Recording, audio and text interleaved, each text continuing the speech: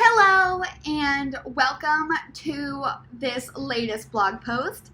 It covers our time in Lydia, South Carolina, and also our wonderful day in Swansea, South Carolina. I've been calling it Swansea this whole time. It's Swansea. So, welcome to this video. We actually didn't end up staying in Lydia, which we'll hear about, and spent 2 nights in Swansea, which was a great decision. So here are my reportings, which they're all just me sitting and talking, which can be kind of boring, but hopefully it's entertaining. Alright, I will let past Kieran talk about my experiences. Hey everybody, we are doing some filming from the car right now. We drove from Gadenville to Lydia, South Carolina, which our plan was to stay a night here. We, in all honesty, can't really find Lydia. Anything about it. Besides the Dollar General. Everywhere we go, there's a Dollar General. Mm-hmm. That will also be in my write-up. Right. We found the city limit signs. Mm-hmm. There was an old pecan store. So we drove to a nearby town. We just kept going on Route 34 and we got to Darlington, home of the Darlington Raceway. And we're sitting outside of the courthouse right now, parked here. It's gorgeous. South Carolina is pretty gorgeous. On our drive, we stopped at a gas station, though, that had a Trumpville hooked up. Photo here. Yeah, that was outside. So I'll be having a picture of that. And Trumpville, it's a little scary. So we are in Darlington, and we are going to be looking at a map. And we may or may not stay the night here, or just continue on to Swansea. After taking some pictures of what's in the town center, not town center, what's actually in the city limits of Lydia.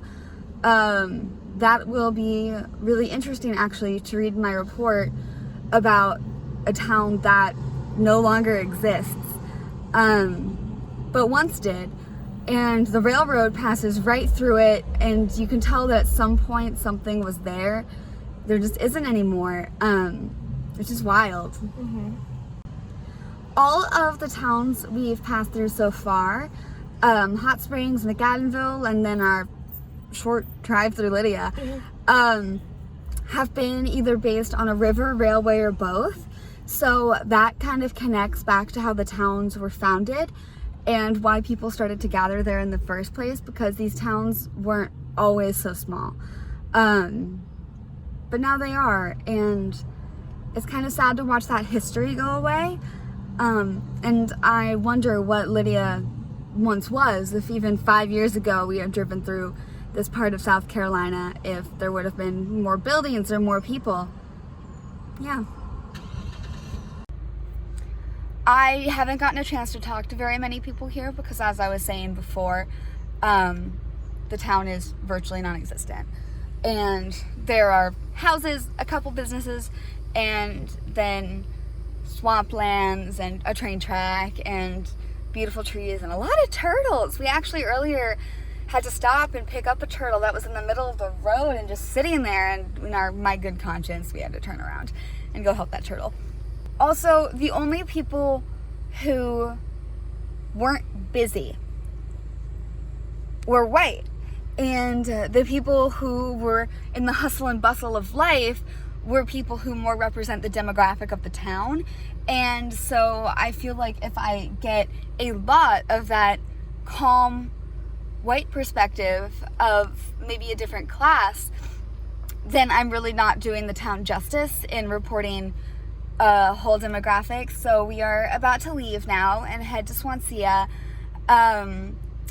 I hope that you're enjoying my food for thought. Please feel free to send me an email or comment on my videos with any of your food for thought, or anything that these videos make you think about, something you'd like to see or hear about in a future video.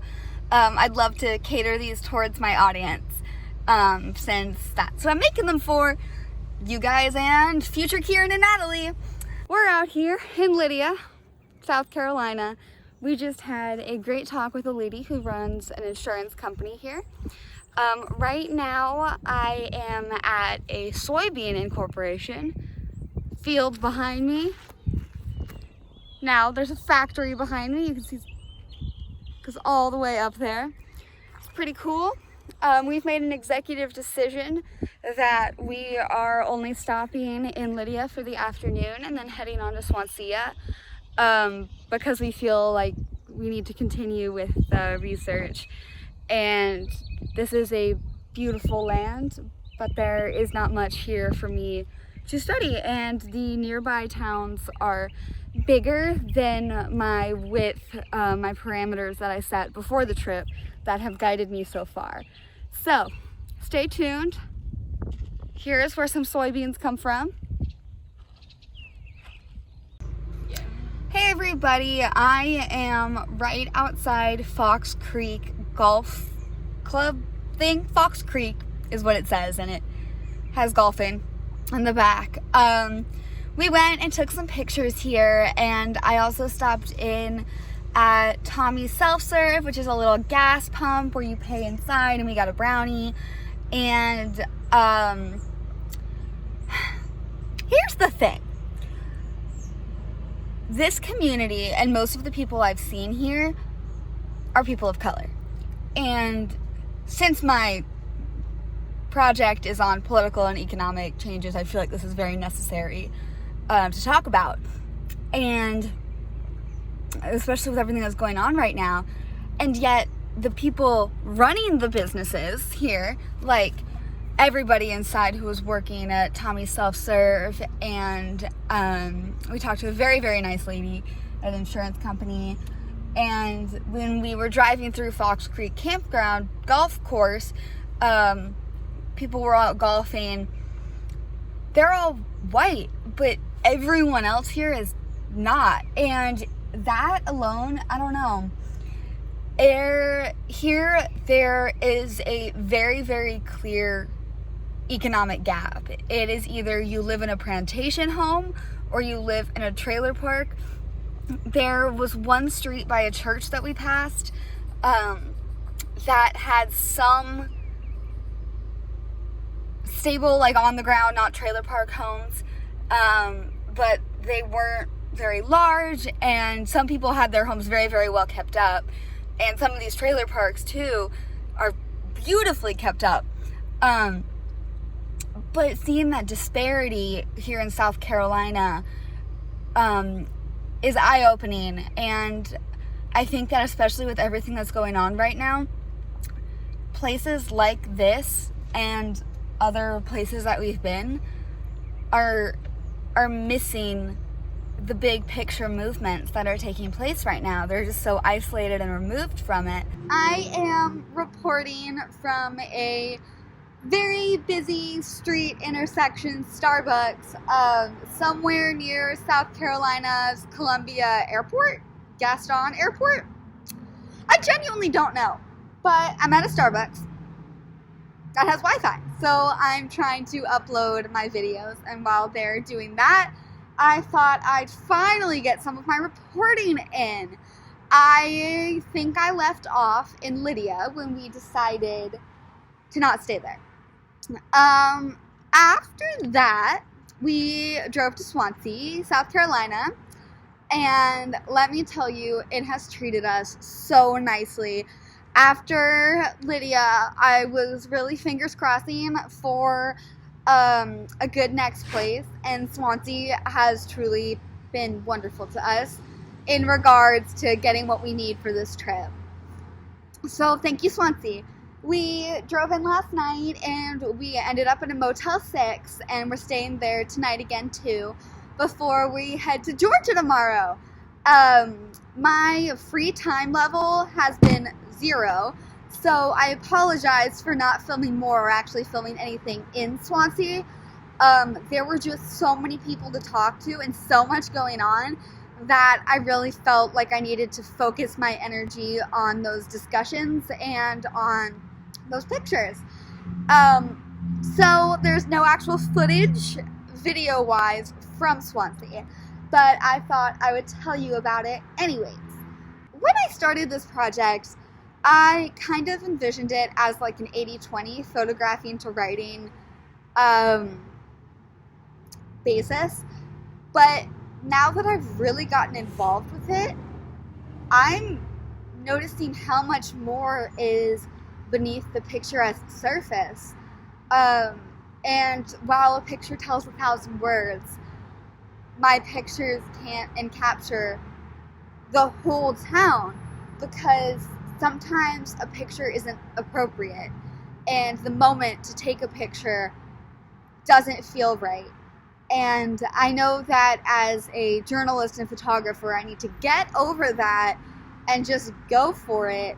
I'm still learning that, and I'm still in the process of finding those imperfect moments and how to make moments where I feel uncomfortable photographing in specific settings, moments that I can transform into beautiful pictures. So at least for these first few towns, there's going to be a lot of writing. And I know that I'm only witnessing these towns for 24 hours. And I'm very aware that's barely even scratching the surface of anywhere. I know if someone visited anywhere I lived for 24 hours, they definitely wouldn't get a full picture. And that's definitely going to be reflected in my writings about these places. But also when I'm doing my writing, there is a lot more behind the scenes research and all of those things to be cited in my research. I just got very distracted because a car with a dog just pulled around and the dog has a puppuccino. And dogs with puppuccinos, I'm sorry, I just like gotta stop in those moments and appreciate it. Oh, there's a car with a dog driving behind me right now. You can't see the dog. Kind of depressing. But you know it's there. Our first stop today in Swansea was at a thrift store, and it turned out to be so beneficial. We made friends with the woman who runs the whole building, and she has it broken off into segments where different people can come set up and sell their own goods and their own things and antiques. And her name is Penny, and she was a hoot and a half. Penny was just delightful. She introduced me to people who were in the store. She told me all about the businesses in Business District and what businesses had gone, what old buildings, what was crumbling now, who owned what, who the good places to, people to talk to and the good places to eat in town, and what was open and what wasn't. And Penny just had a wealth of knowledge about what was happening right now in the actual town itself. And through Penny, I also learned her life story about how her late husband was in the Navy and they actually lived in Norfolk for a while when he was stationed there, and she was pregnant and they lived in Virginia Beach and she lived with 4 sailors while he was at sea, and how people in her neighborhood would see her walking with them and ask her which one was the dad, and she'd be like, none of them, and the amusing reactions she always got with that.